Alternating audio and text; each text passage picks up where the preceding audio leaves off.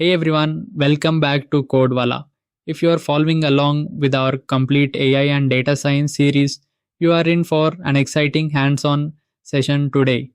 In our previous session, we walked through the full 12 module roadmap, explored why Python is the undisputed king of AI, and clarified the core differences between algorithms and programming languages.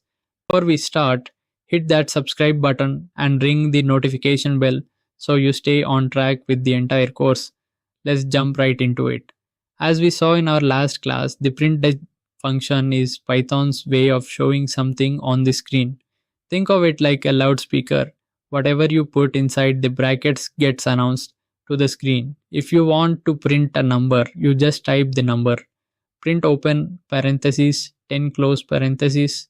If you want to print text, which in Python is called a string, wrap it inside quotation marks, print open parentheses, quote hello quote close parentheses.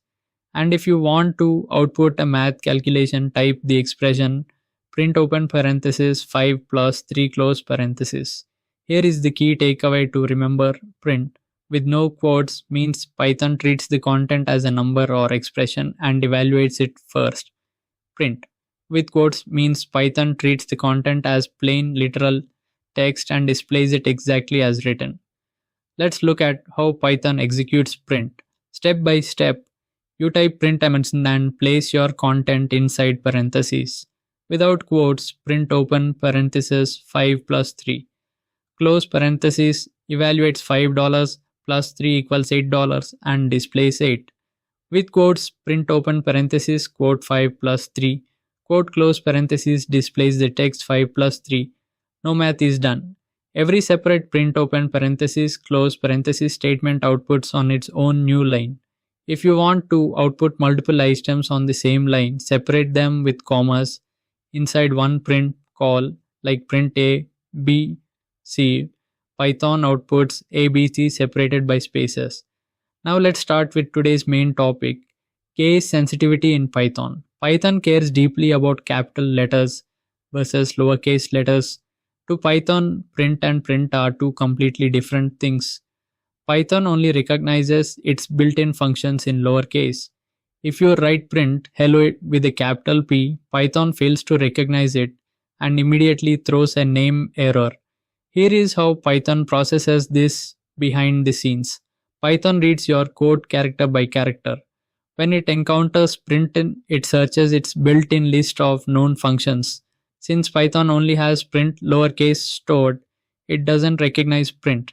Unable to find print, it halts and raises a name. Error name print is not defined. Rule to live by: always write Python keywords and built-in functions in lowercase.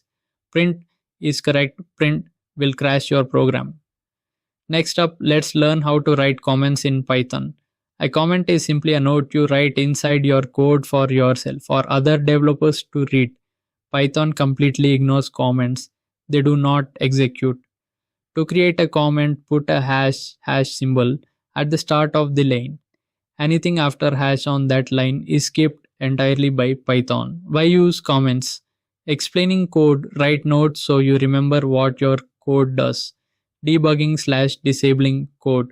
You can comment out a line of code by putting hash in front of it. For example, hash print open parenthesis quote hello quote close parenthesis to temporarily prevent it from running without having to delete it. Multi-line comments: just place a hash at the beginning of each line. If you write plain English text without a hash symbol, like this code prints a AJ on the screen, print open parenthesis quote AJ quote close parenthesis, Python gets confused and throws a syntax error. Fix it by adding hash to the first line. Now let's discuss one of the core building blocks of programming, variables. Think of a variable as a labeled box. You give the box a name, store something inside it, and reference that name whenever you want to use the stored item. To create a variable in Python, write variable underscore name equals value. The variable name goes on the left. The equal sign means store this value into this variable. It is an assignment operator, not mathematical equality. The value goes on the right. For example, name equals AJ, city equals Nagpur, ID equals 24 print name print id. Output ij24 crucial execution rule. Reassignment Python reads code strictly top to bottom. If you reassign a variable later in the script, the new value overwrites the old one. For instance, if you write x equals 10, x equals 20 print x, Python prints 20 because 20 was the most recent value stored. You can't just name your variables anything you want. Python has strict variable naming rules. What a variable name can start with: a letter A to Z or A to Z, an underscore. It cannot start with a number / digit. What can be inside letters, digits, and underscores? No spaces allowed, no special characters like dash, add dollar, or exclamation point. Naming convention snake underscore case recommended by Python standard. First underscore name equals Aditya, camel case first name equals Aditya. Every piece of data stored type. Inside Python needs to know the type so it knows what operations are allowed on it. There are 4 basic data types in Python: integer, int, whole numbers without decimals. Examples: 50 minus 6, 0. Analogy, a jar filled with countable marbles. Float numbers with decimal points. Examples: 5.7, 2.0, minus 4.5. Analogy, a measuring cup for liquids. String, str, text wrapped inside single or double quotes. Examples: Aditya, 24. Analogy, a text message.